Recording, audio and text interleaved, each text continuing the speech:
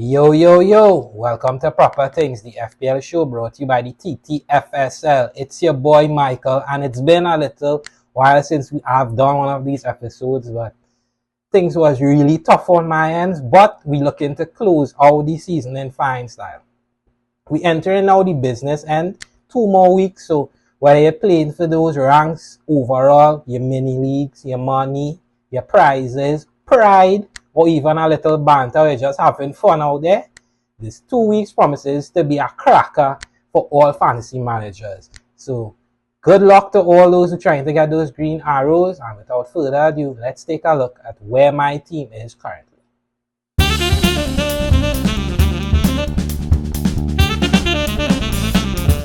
Game week 36 was not a great week for your boy. We fell down the rankings now. We just outside the top 36k now.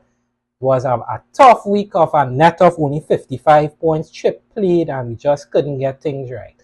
So looking at how the team went, well, Cells collected 2 goals. Luckily, he saved 3 chances to end up with 2 points. Burn and Munoz came through like gangbusters with 13 and 11 points respectively. Kanate could only manage a solitary 1 point. Bowen again continuing his fine form with 8 points. Salah blanked 2 points. De Bruyne blanked as well 3 points. And Bueno have tough earned 6 points. And Haaland, Cunha, and Visa combined for 3 points. So a point each if you average it out. Goose egg from Cunha, 1 from Visa, and 2 from Haaland. So not a great showing. That 8 from Mikolenko and 5 from Murphy on the bench is going to leave a little eyesore in retrospect. But nonetheless, we move and we looking to see what are the red flags in the team heading into Gameweek 37. So we'll have some red flags in the team, and some will be wondering, why would I care? You only play 11 players, but remember, I still have a bench boost. So we're still trying to get players who will at least see the field, because if we're taking a hit to bring in a player, it should be at worst -2 with nothing crazy happening. So maybe we could get the upper hand if these players come good. So looking at the goalkeeping position, I need a playing backup goalkeeper for Fabianski. However, we know Fabianski is leaving West Ham at the end of the season, so maybe he gets to say goodbye to the home fans. We're waiting for confirmation on that. Maybe he just gets a last game for West Ham since they're not playing for anything other than probably league position. So hopefully he could get that start and we just keep him, and hopefully he returns 1 or 2 points instead of taking a minus to replace him. Castagna will definitely have to be moved on. He will not be playing for the next 2 games in the season. He's injured out. Murphy, a little concern now. Arsenal in 37. And now it looks like he'll be playing right wing back in the new Newcastle setup going from game 36. And if not, when he does start right wing, that would mean either Barnes or Gordon will be benched. And it looks like he is normally the guy sacrificed around that 60-minute mark, whether it be just under 60 minutes or just above the 60-minute mark. So not really getting the minutes or the position from Murphy. He has been returning, but Arsenal in 37, Arsenal playing for second, not too sure if that's a great pick going forward. So could be looking for some upside in midfield. And finally, in the attack, content with Haaland, Visa, and of course Cunha. However, funds will be needed. So maybe Haaland is moved, maybe Salah is moved. Not too sure, but definitely need some funds to probably get some other pieces that we like. But on paper, these 3 are very solid, especially with Haaland and City playing for that Champions League. Visa in hot form, looking to get more goals. And of course, Cunha doing Cunha things. Once he returns, most likely he's going to be in the bonuses. So now let's take a look at the solutions to these red flags. So now looking at game week 37, if we do decide to bench boost and Fabs is not going to get the last start, 2 keepers that are catching my eye are Sanchez from Chelsea and Martinez from Aston Villa, simply because they play the 2 teams that are in the Europa League final. So we know those teams are not going to go too strong in Spurs and United, so there's an opportunity to pinch a cheeky clean sheet. So we're looking at those 2. If not, and the budget is not there, we may just have to go Areola, who is a tad cheaper. So definitely Sanchez, Martinez, the 2 that we're looking at. If we have extra money, I would also look at Edison, but I doubt that we could pull a 5.3. So those 2 would be at the top of the list. In defense, I somehow do not have Vadio, but now at 6.5 million, it doesn't look like I'll be able to get him. Again, I have to put him here for those who don't have him. 2 plum fixtures. Looks like he's moved back to left back with a country integrated back into the team. So definitely a more attacking threat, more offensive utility there from Jakob. So he would be on the list. Also, Konza and Pau Torres, 2 budget options for Villa. However, we're not too sure on Pau's minutes. But at 4.2, he could be a direct replacement for Castagna. For me, Konza, of course, 4.4 at the time of recording. So those 2 great options. And of course, Sessegnon as well, 4.2 million. If you do have the option to go up to 5.4, I think Cucurella is a great option as well with United. Chelsea pushing for Champions League. United again will not play. Well, we don't think they'll play their first ranked team in the Europa League final on the radar come the following midweek. So definitely Cucurella would be on the list. In the midfield, it's simple. Cole Palmer, Chelsea versus United. If not now, then when? 10.5 million for Cole Palmer. Rodgers makes the list at 5.7. And a surprise is going to be McNeil from Everton. Everton, of course, playing their last ever game at Goodison Park versus Southampton. McNeil at 5.1 million. Could be a shoot buy. We know Everton will want to leave the fans in a joyous mood with this being their last game at the iconic ground. So definitely looking to bring some Everton assets in if possible. McNeil pick up the bunch in midfield, 5.1 million. And for those who don't have KDB, this will be his last game at the Etihad. It's the last league game at the Etihad, game 37 versus Bournemouth. So if you don't have KDB, definitely look his way. If you have him, maybe you keep him, although they have a FA Cup game on Saturday. So KDB, last game at the Etihad, Bournemouth on Tuesday. So he makes the list for those who don't have him. And finally, in attack, we have a good group of guys here with different motivations. We know Jamie Vardy is chasing his 200 goal for Leicester. This is going to be his last game at the King Power Stadium for Leicester. So definitely he's going to look to leave the Leicester fans with a great memory here. Has the fixture as well versus Ipswich coming at 5.3 million. Beto at 4.8 million. Again, Everton's last game at Goodison Park.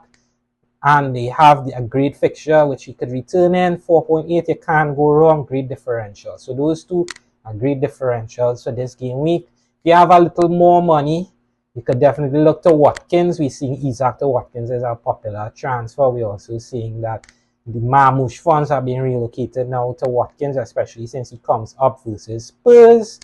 Don't expect Spurs to go full strength as well. So Watkins, great pick this week, 8.9 million. And finally, for those who don't have the City attacker, if you could guess correctly after the FA Cup game, whether it's Earls, Keeping, or you have Marmoush, they definitely will have to win this game to kind of calm the waters around that Champions League position. 14.9 for Earls now, and of course 7.5 for Marmoush. So those 2 definitely on the radar for those who don't have them, but I'll be looking at either Beto, Vardy, or Watkins, as I already have Erling in my team.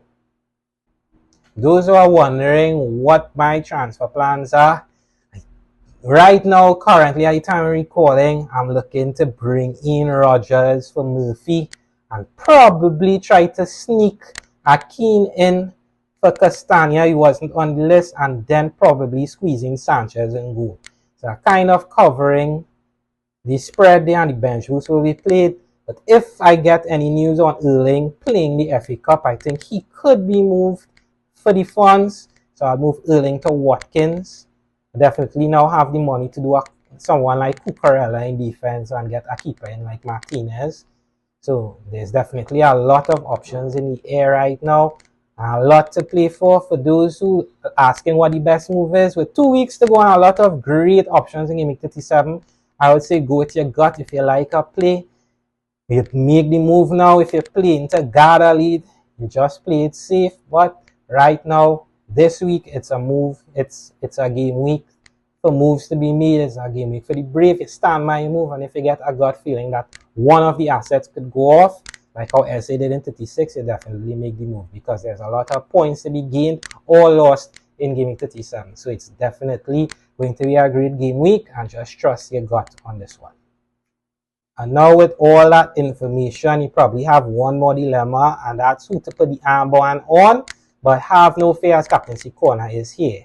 And this week I need you all to listen, because there are captains for everyone who's trying to do something different this week. On paper, the safe play for those who have big leads and are just looking to play out the season, and we're seeing a lot of people just putting it on old tried and true Mo Salah. He's still trying to get that assist record, so he's definitely trying to get those offensive returns. Great game for Liverpool on paper versus Brighton. We know Brighton one day could play a stellar game, and the next day they could collect 7 from Nottingham Forest. He is the safe pick. Mo Salah, tried and true. Captaincy pick number 1 this week on Captaincy Corner. The second pick, it's going to be one who people are looking to go differential. If you're chasing, and I think this is the best pick to chase, because there's high upside with Cole Palmer versus United. Basically, it's now or never for Cole Palmer. I don't think that you'll bring him in if you don't bring him in this game week. The show is set. No Jacko is on pens. United, weakened United setup, and Chelsea are playing for top 5. I think this is Palmer's chance to finally return for those who trusted him, for those who are looking to do something totally off the cuff. Cole Palmer could be a guy. Of course, remember, he does have a hat-trick with United last season, but this is not the same Cole Palmer of last season, no, even the first half of this season. So definitely big risk on this pick. Cole Palmer comes in at 2 for those who are chasing. Number 3 pick, we're seeing a lot of movement for Ollie Watkins. Plays Spurs this week.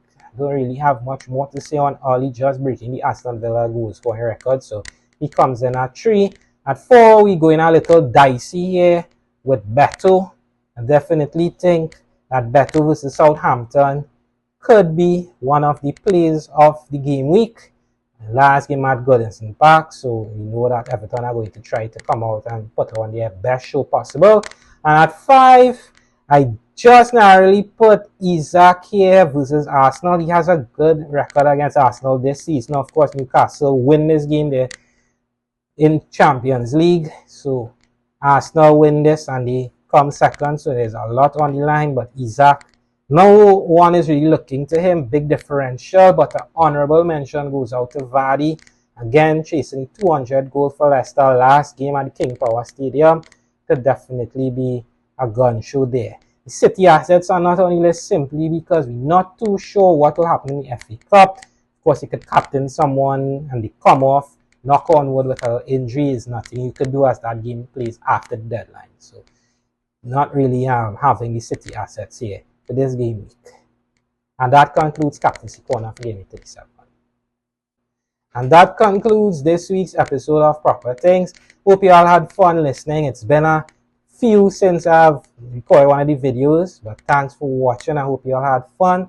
And while you're there watching and you're listening to the content, if you think that the picks are not to your liking, I'd like to hear from you. I'd like to hear what you don't like about them. And if you have alternative picks or better picks, I'd like to hear your opinions as well. Once you leave any comment, don't forget to like the video, subscribe to the channel. Just 2 more game weeks again to go before the 24-25 fantasy season is wrapped up. So I hope everyone has enjoyed the season so far and is looking to get those green arrows to finally move up the ranks. So good luck to everyone, and don't forget to do proper things in all walks of life. I'll see you all next week for the last episode of 24-25 season.